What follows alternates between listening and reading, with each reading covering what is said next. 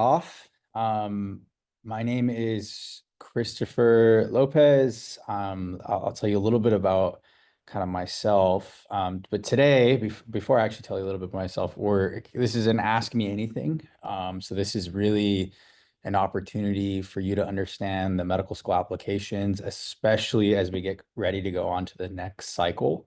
It can be very intimidating, and I want to make sure that I sort of demystify a lot of the steps going onward, and then just give you a more sort of succinct way of understanding how to apply to medical school, whether that be the medical school route through an MD or an MD PhD. So we can talk about a few of those things. Just to give you a sense of where I am, I am currently an MD PhD student at Stanford, so I'm in my fourth year. I am currently in my second year of the stem cell biology and regenerative medicine PhD program at Stanford. And so I work with a guy named Paul Kavari, who's a dermatologist scientist. But way before that, I was born and raised in LA and had a lot of experiences, and unfortunately not the greatest experiences with the medical field. I saw a lot of families succumb to preventative diseases, which those were sort of my first kind of inklings into what medicine was from that perspective, from the patient side or family caretaker side. But in college at UC Davis, while pursuing a biochemistry degree, I found out of a program called the Biology Undergraduate Scholars Program, and that got me involved in research lab, leadership opportunities, conferences, and really that's where I found out about the MD PhD program. I decided I wanted to spend 8 years of my life doing physician scientist work, and so I wanted to make sure that I really wanted to do research. I took 2 years off and worked as a research associate at the National Institute of Health in Vittorio Sartorelli's lab, where I looked at chromatin biology in the context of stem cell in skeletal muscles. So that was very interesting, and then kind of makes sense why I'm doing the PhD. So that's a little bit about myself. I offer coaching for MD alone, MD, PhD. And so I'm always here. And this is the QR code if you are interested. And you can test me out by how well the answers go. And then you can sign up potentially with me, and I'll help you on your journey to becoming a doctor. And so this is really just a open Q&A. So if anyone has any general questions, you can look in you can open your mic if you feel comfortable, but also just in the chat. And so, yeah, I'm all ear and willing to answer any questions.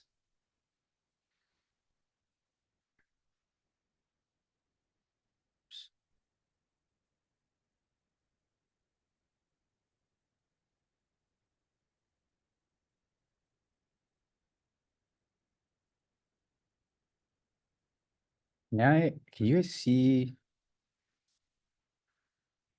any of these messages? Sorry, there's like a lot of moving screens. Can anyone like this to see if they like it or they see the messages?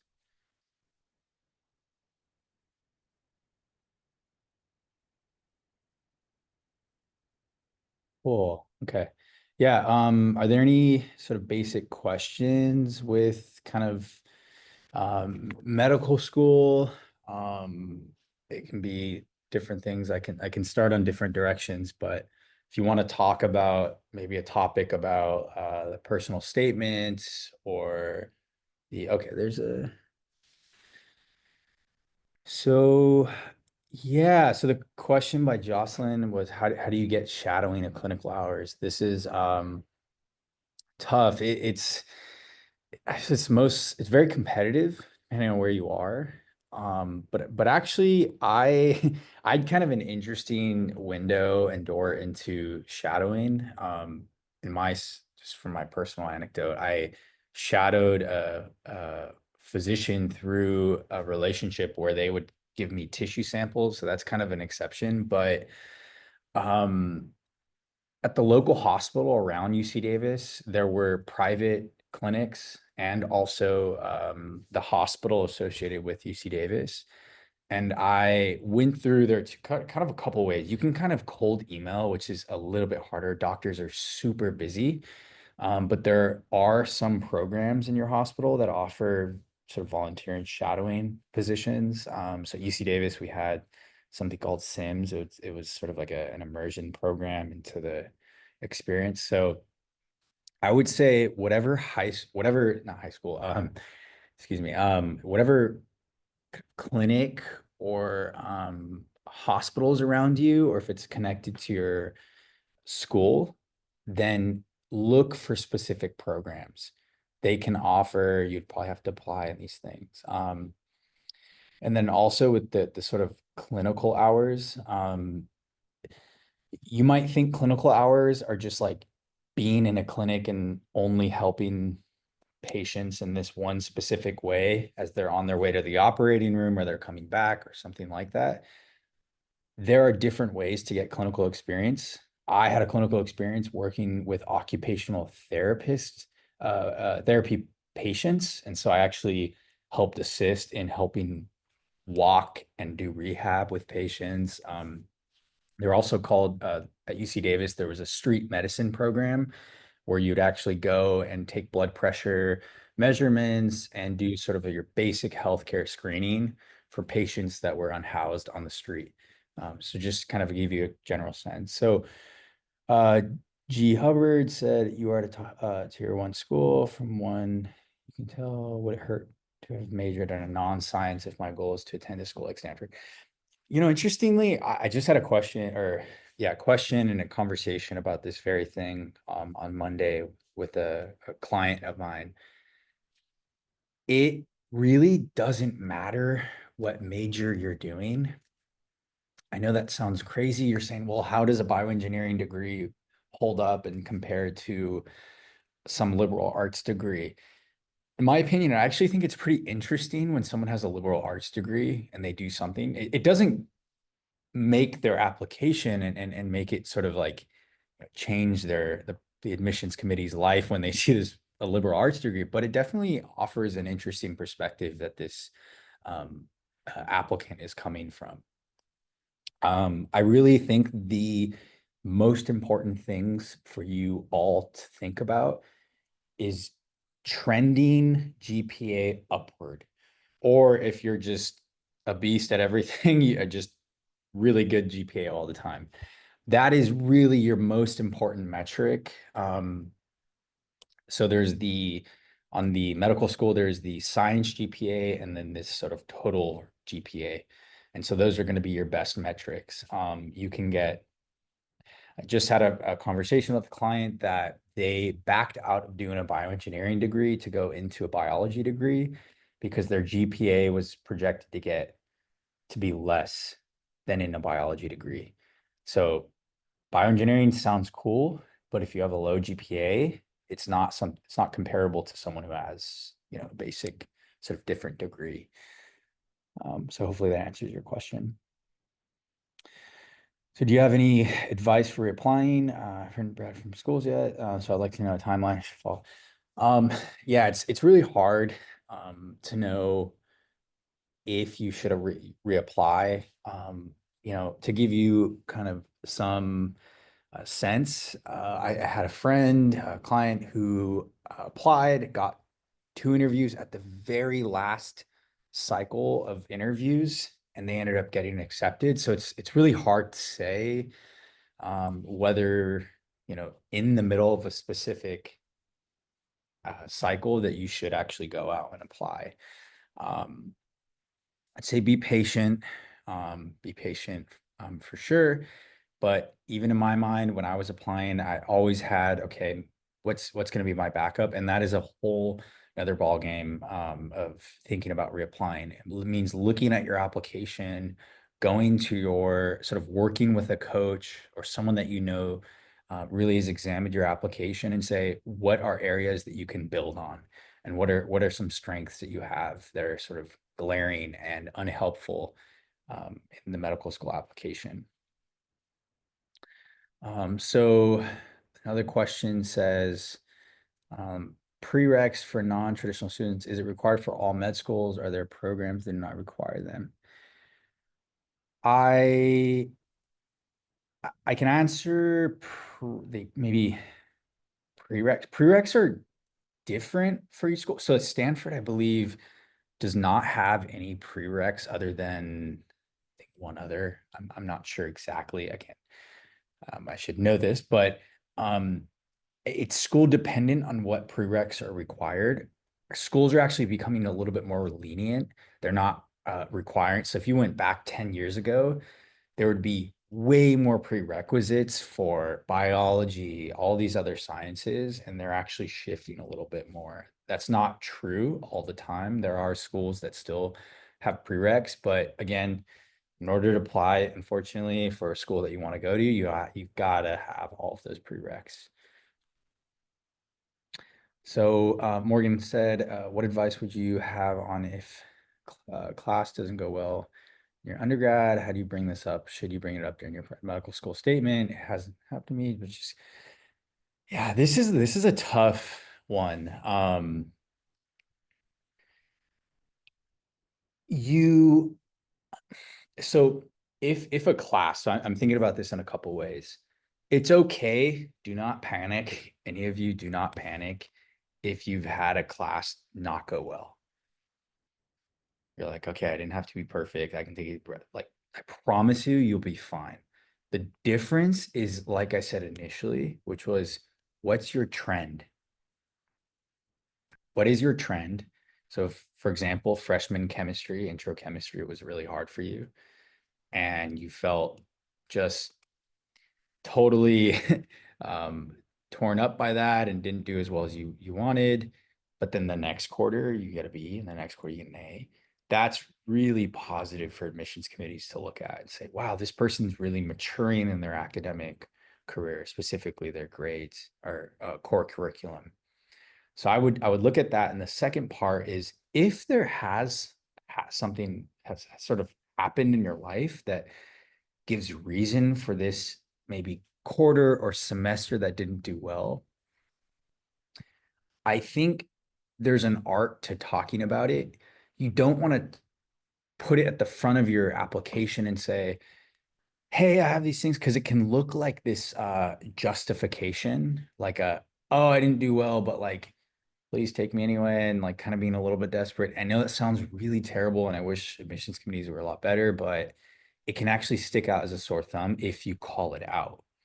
And so there are opportunities in your application to talk about specific situations. So, for example, on a secondary application, there are opportunities, maybe questions that say, was there anything on your application that needed more elaboration or sort of more description, or sort of like, was there anything that acted as a barrier to you in applying? And in there, I think there's an art in talking about why maybe there was a specific semester that was bad for you. So hopefully that answered your question. So how do you stand out with your application? Any advice on making the most of your gap years? Wow. Okay. Yeah, that's a really good question. How do you stand out on your application? I'm going to give you a high level, more abstract answer, and then I'm going to give you a very practical answer. Abstractly,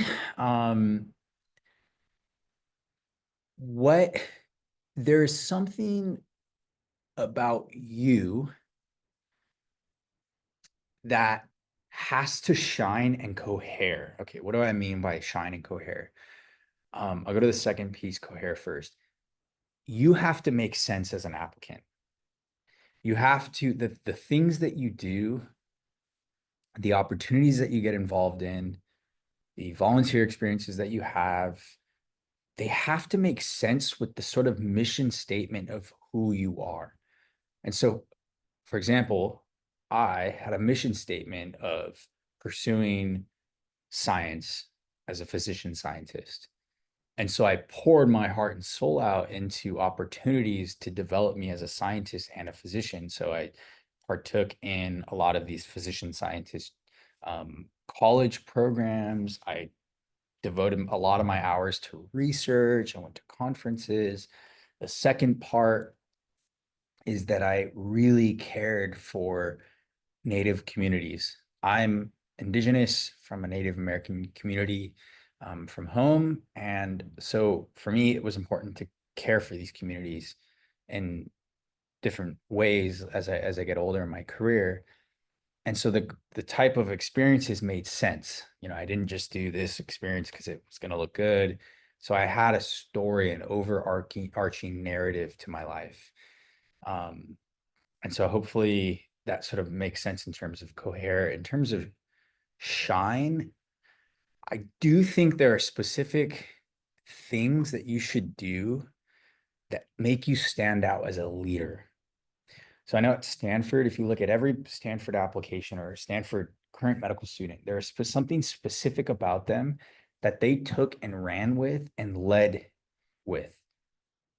And so that's to think, what are there any leadership opportunities that you really think align with the mission of who you are, and can you really do well in that area? So next sort of questions, do you have any recommendations or suggestions when studying for the MCAT? Okay, so yeah, studying for the MCAT is a tough thing. It is not not easy at all, and I don't expect it to be easy. But let me grab some notes out to kind of give you a sense of kind of how I think about it. Um, excuse me. Okay. Oops. Okay. So when you think about the MCAT, think about when you want to take it. Actually plan out right now. Maybe you're too early, maybe you're not. Plan out, say, okay, I want to take this, I want to take one gap year. I want to take it, I want to get into school in 2026, fall of 2026. So I'm going to take a gap year. And so are you going to take it this spring? So really, really start with when you want to apply to med school. And I know that changes. So of course, don't like feel like you're sold on that date. You can push it or go earlier. Use that to plan backwards and say, okay, when do I need to take it? And then two things, how long do I want to take to study for it? And is there an opportunity for me to carve out time? I took it twice, and I'll tell you one of those times that I took it, the first time, I was very I was kind of dumb. I did it while I was working super hard. I was in this program, I was doing research, I was seeing all of these things. And so I didn't give myself any time. I didn't know how long I was going to take it. I didn't know how long I was going to put my efforts into it. And so I was just spread thin. I remember taking it and not doing as well as I wanted to. And so the second time that I took it, I said, okay, I'm giving myself 3 months of full-time studying. I really, really, really recommend it that you try to give a majority of your time to the MCAT study when you're actually studying for the MCAT. It's like maybe you can lessen. So I asked my research lab, I said, hey, I really think part-time is going to work well for me. Can I take off some hours? And they said, yes, absolutely. And the reason why I say that, you might say, well, the MCAT's like, it's got to be the most important thing then. It really isn't the most important thing. It's the thing that opens the door to your application. What do I mean by that? If I have a 5.0 or like a 500, 490, and I apply, my foot is not going to be in the door to any medical school, really. And it's the unfortunate truth and reality of that. But let's just say I have a 510, 515, I don't know, whatever, I'm just arbitrary numbers. What medical school admissions committees will do, they'll say, okay, this person has a relatively good MCAT. okay, on to the next part of their application. They're not going to be looking at this MCAT score and going, okay, 510 plus or minus. Okay, what does that mean? What's the predictive value? No, they're not. They're just going to say, okay, what's this generally? And then if you've kind of pressed your foot in the door, stopped it from closing, they'll probably never revisit that MCAT score again. And some schools, however, do have um, sort of values, metrics, and sometimes a higher MCAT can be a little bit more favorable, but do not think of it as this sort of central part to your life. And also, a second part of this is stick to one thing. I know a lot of people that have gone through 5 different sources of material, Princeton Review, Kaplan, all of these materials, and then they're spread out way too thin. They don't know what to do. And so be clear, be straightforward in what you want to do. Okay, Morgan.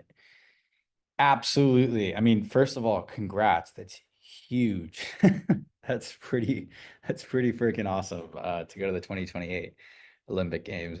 That deserves you're probably way ahead of life than I am. So that's awesome. Funny enough, we actually have had a couple Olympians at Stanford. It's totally possible.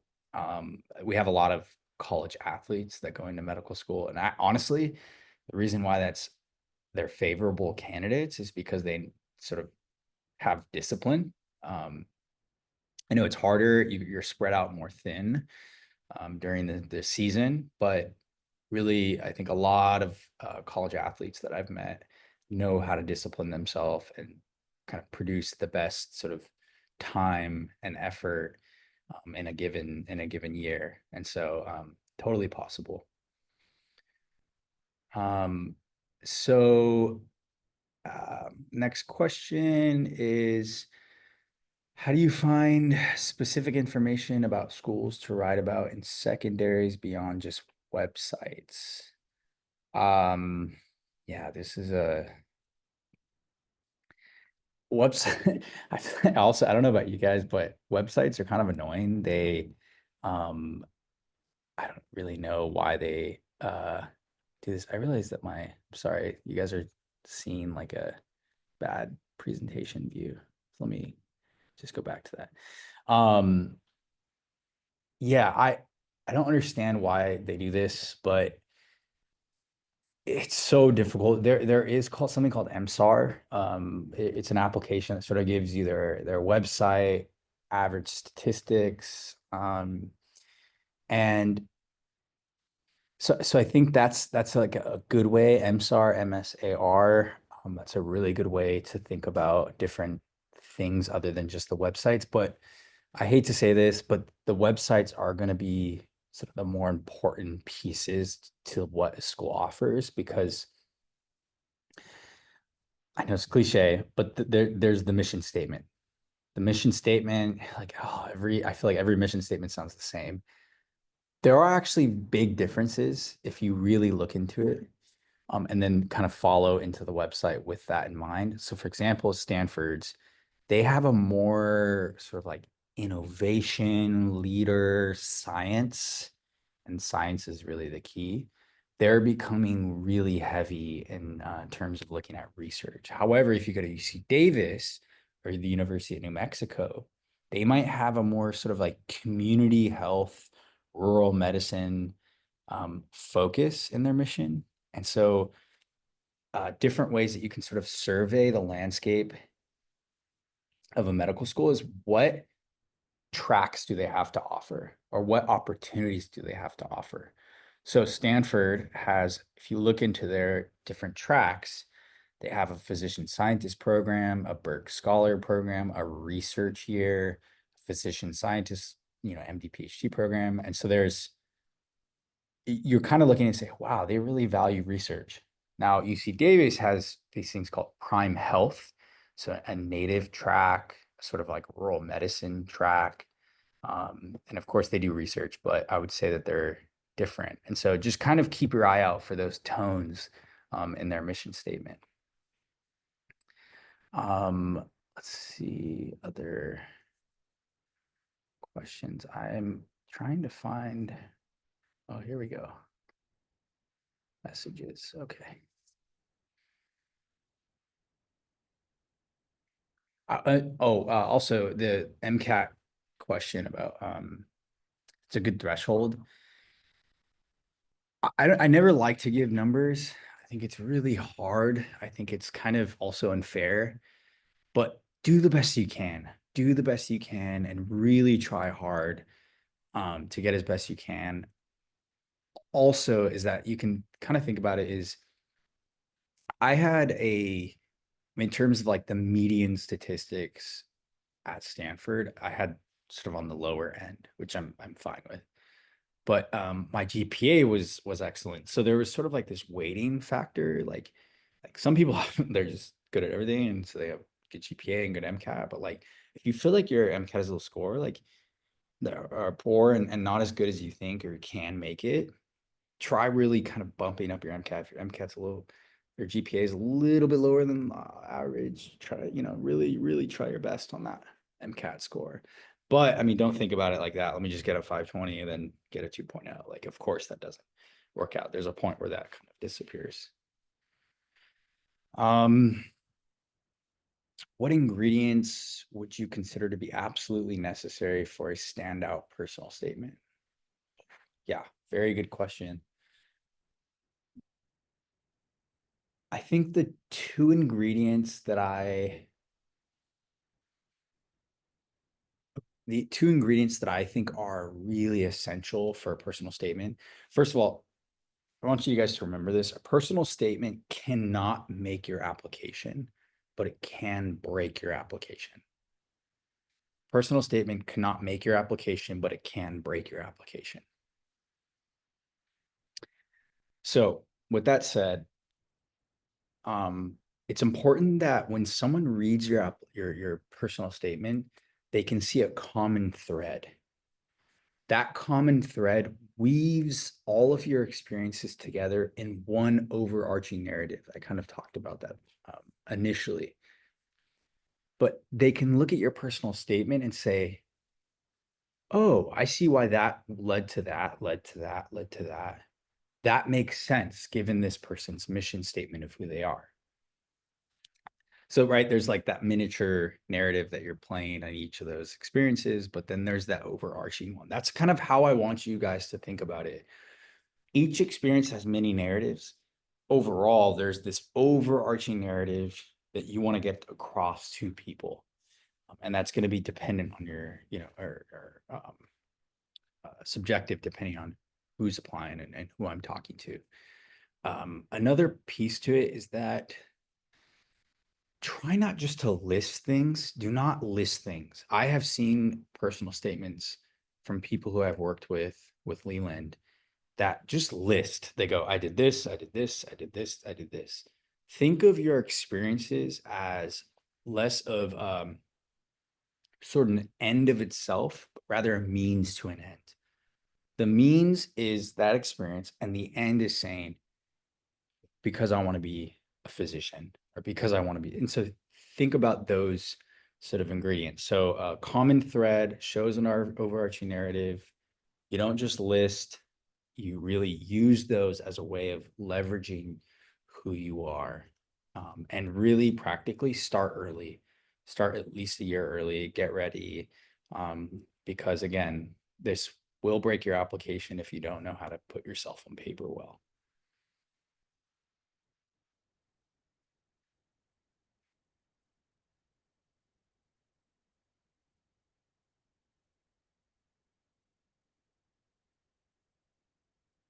Any other questions? Um, I'm more than happy to answer anything.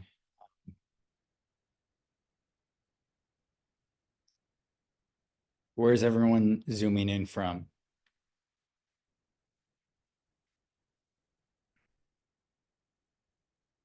Oh, nice, LA. Cool.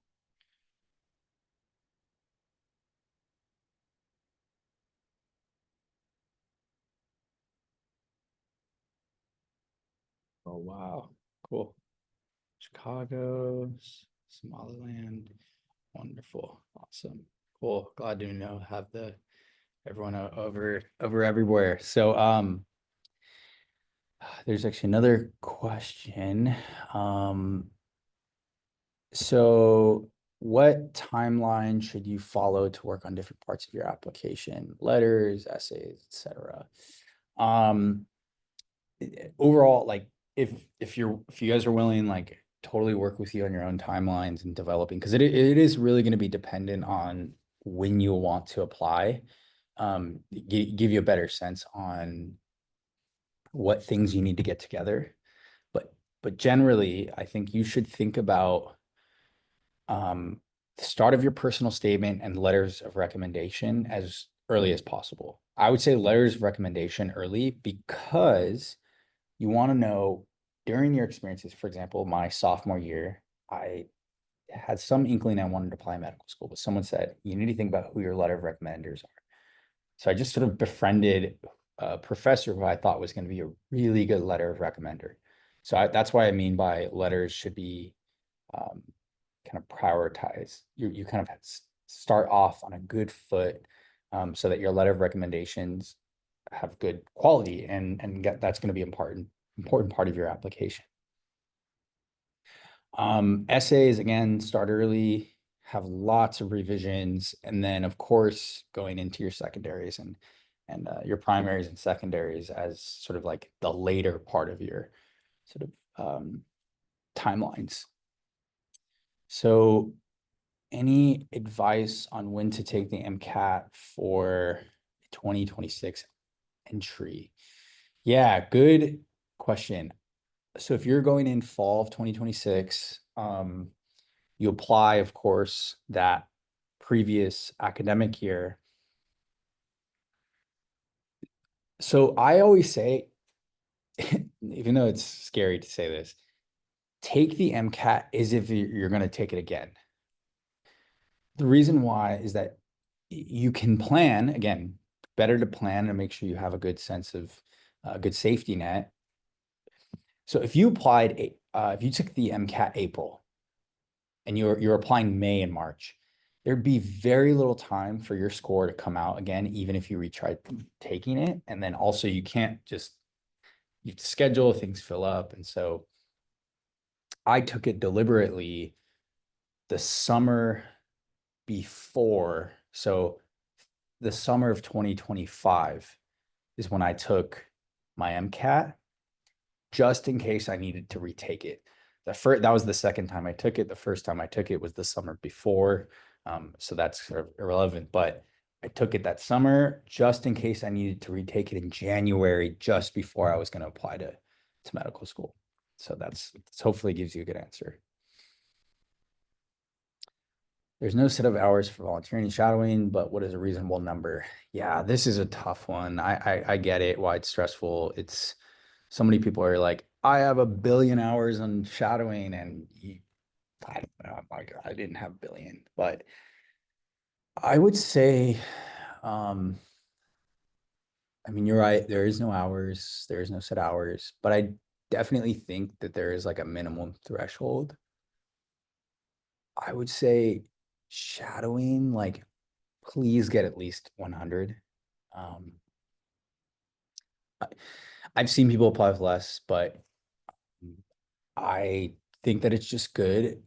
I think it's good for a couple of reasons. I think it's good to have like a minimum threshold because like they really want to know you did shadowing to become a doctor, to at least be interested in becoming a doctor. And then the second part, second important piece to this is that you want enough experiences to give you sort of a validation, not only for yourself that you want to become a physician, but also so you can tell stories.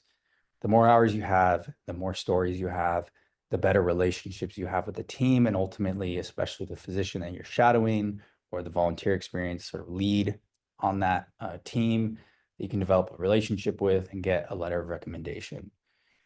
So I think that's sort of how you should think about it. So hopefully that's a good answer to your, yeah. Okay. We can get a couple more questions.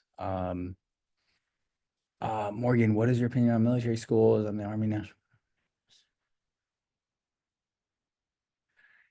Yeah, I actually I have friends in the military that I can connect you with, but I actually don't know anything specific about military schools are great. Like I just had a friend match into the Naval Academy Medical School and for orthopedic surgery this year. And so that's what he did. He came actually from the Naval Academy and is, doing work there. And so I'm not sure though exactly um, if I can help with that like specific question, even though I wish I could. I wish I could be. Um,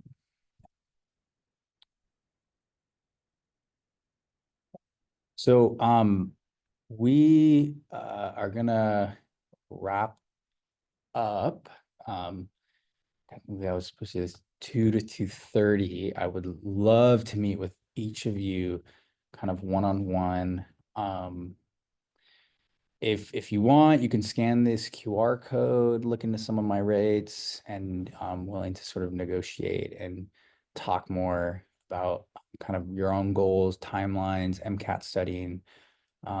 Yeah, please reach out. I'm here to talk about sort of the not only the professional barriers, but the personal barriers that come along with it. Life happens, and so having someone that can guide you through is important. So please reach out, scan this QR code, and yeah, thanks so much for joining all. I'm glad to have kind of virtually met you. So yeah, you've been wonderful with your questions. So I really hope you all have a good start of the weekend. You can rest well and relax, hopefully, for the upcoming holiday, and look forward to working with you. So thanks, everybody. Bye.